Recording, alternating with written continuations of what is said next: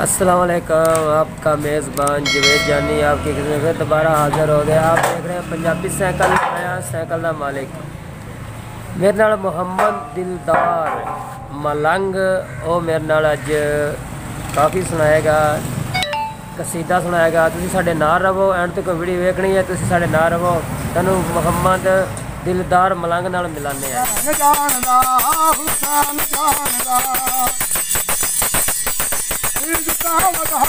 हुसैन जानदा मुश्किलां मुकालियां हुसैन जानदा आज मजदूर गल रब दी करदा पर जा सवाल तू जहाना दे लालदा दुनिया गरीबां ते रहमतां दियां बादशाह वताया हुसैन जानदा इज्जता वधानिया हुसैन जानदा मुश्किलां मुकानिया हुसैन जानदा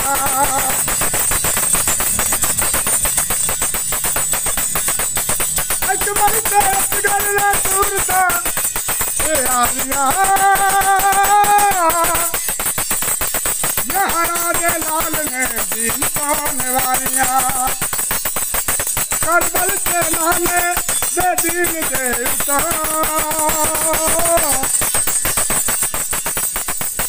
जोड़ियां निकालियां हुसैन जानदा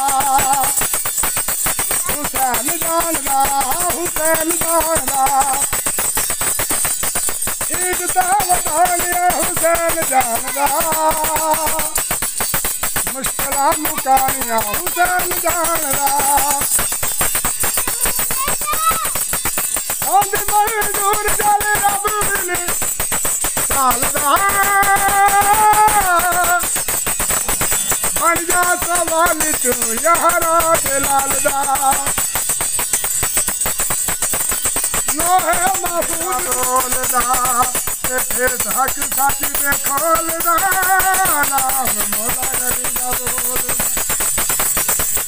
मजदाए लाला मौला अली दा जहान विच अरिश महला ते रब दे मकाम विच